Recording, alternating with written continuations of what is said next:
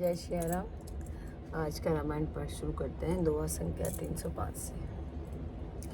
राज काज सब लाजपति, धर्म धरणी धन धाम, गुरु प्रभाव पाले सबही, भले होई परिणाम।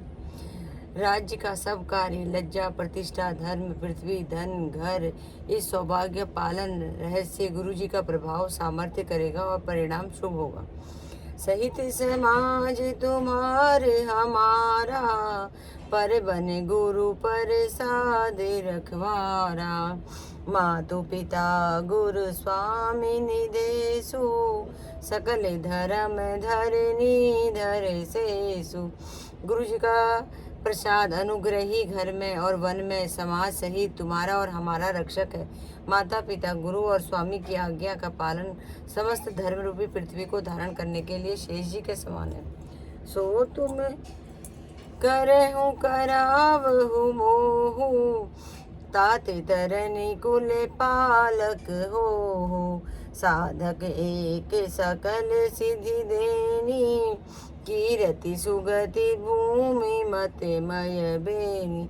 हे ता तुम वही करो और मुझसे भी वही कराओ, तथा सूर्य कुल के रक्षक बनो। साधक के लिए यह एक ही आज्ञा पालन रूपी साधना संपूर्ण सिद्धियों को देने वाला है। कीर्तिमयी सदगतिमयी और ऐश्वर्यमयी त्रिवेणी है। सो विचारे सही संकट भारी, करहु प्रजा परिवार सुकारी।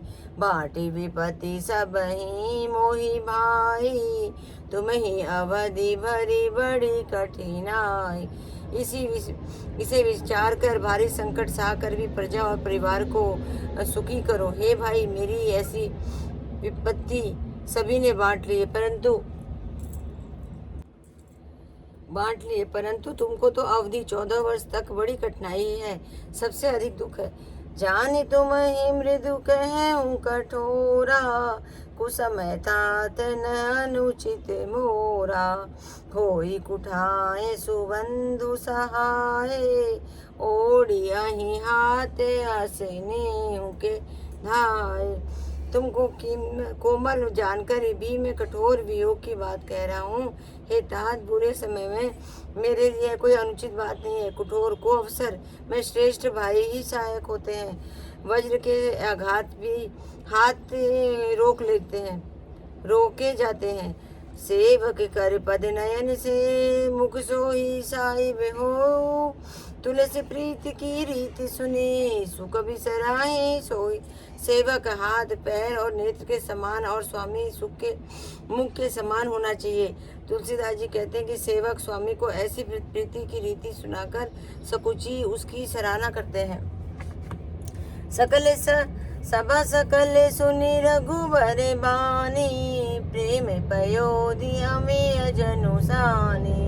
शिथिल समाज स्नेह समाधि, देखी दशा चुप सारद साधी।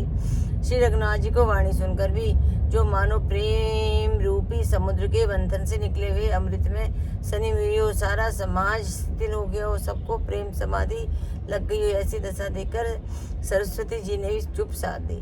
भरत ही भय परम संतोषु, सन्मुख स्वामी विमुख दुख दोषु। मुख प्रसन्न मन मिटा विषादु, भाजनु गूंगे गिरा प्रसादु। भरत जी को परम संतोष हुआ। स्वामी के सन्मुख अनुमूल होते ही उनके सारे दुख और दोषों ने मुंह मोड़ लिया। वे उन्हें छोड़कर भाग गए। उनका मुख प्रसन्न हो गया और उनका विषाद मिट गया, मानो गूंगे पर सरस्वती जी की कृपा हो गई हो। कीन सप्रेम प्रणाम बहोरी, बोले पानी पंख रूह जोरी।